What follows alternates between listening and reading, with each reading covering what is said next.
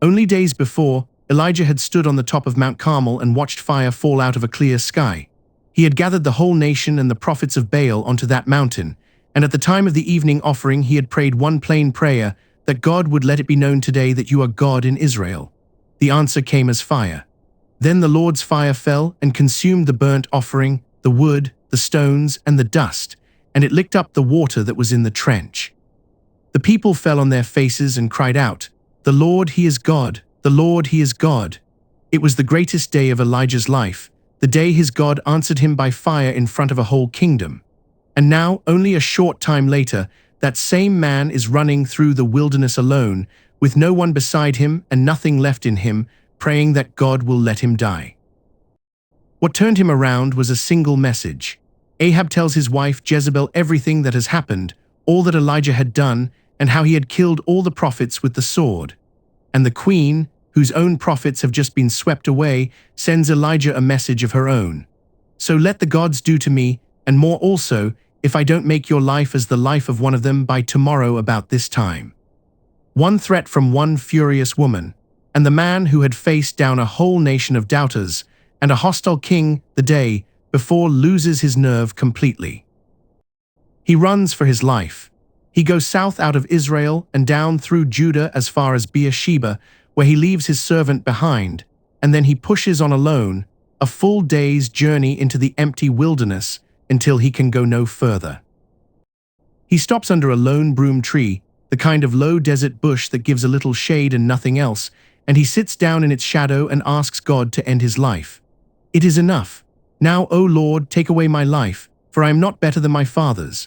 This is God's own prophet talking, a man worn down past the edge of what he can carry, so tired and so frightened that death has started to look like mercy. Then, with that prayer still on his lips, he lies down in the dirt beneath the branches and falls asleep. A hunted man too, spent even to stay awake. What God does next is the tender heart of the whole scene. An angel touches him and says, "Arise and eat." Elijah looks, and there by his head is a cake baked on the coals and a jar of water. He eats a little and he lies straight back down. So the angel comes a second time, touches him again, and says, "Arise and eat, because the journey is too great for you." God meets his exhausted servant first with sleep, and then with food, and then with more sleep and more food, the plainest kindnesses there are, and never once, in all of it, a word of blame for the prophet who ran. And the food carries him a very long way. He arose and ate and drank, and went in the strength of that food 40 days and 40 nights to Horeb, God's mountain. 40 days and 40 nights, one worn-out man crossing the desert on the strength of a single meal, walking toward the same mountain where long before God had spoken to Moses out of a burning bush that would not be consumed. Elijah is going all the way back to the place where it began, to the mountain of God, to find out whether the God who had answered him by fire still has anything left to say to him. He reaches Horeb and shelters in a cave for the night, and there the word of the Lord comes to him with a question. "What are you doing here, Elijah?"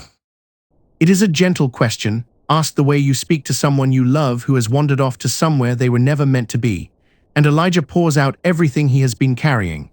"I have been very jealous for the Lord, the God of armies, for the children of Israel have forsaken your covenant, thrown down your altars, and killed your prophets with the sword. I only am left, and they seek my life to take it away." The victory on Carmel has vanished from his sight, and all he can see now is that he is hunted, and so far as he knows, the last believer left alive in the land.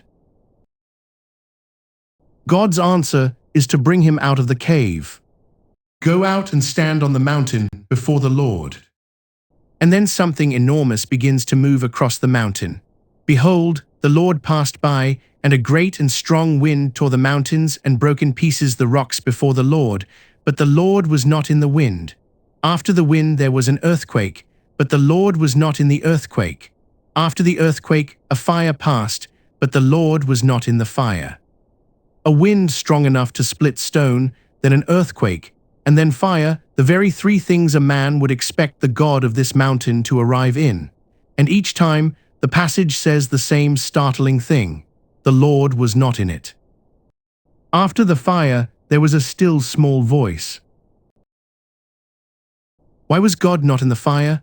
Only days earlier, on Carmel, God had answered Elijah by fire, and the whole nation had watched it fall and believed.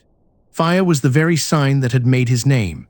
So why now on God's own mountain do the wind and the earthquake and the fire all pass by empty, and God come to him instead in a voice so quiet that he would have missed it if he had not gone still? Because Elijah did not need another display of power. He had already seen the fire fall on Carmel, and it had not been enough to keep him from lying down under bush and begging to die a few weeks later. What the worn-out prophet needed was the nearness of God himself, quiet and close, the kind of presence a man can only receive once he has stopped running long enough to be found. The God who can tear a mountain to pieces chose to come to his broken servant in a whisper. And Elijah knows it at once. The moment he hears the voice, he wrapped his face in his mantle, went out, and stood in the entrance of the cave, hiding his face the way Moses had hidden his on this very mountain, because he understood, the way few men ever have, exactly whose presence he had been brought into. The voice asks him the same question a second time.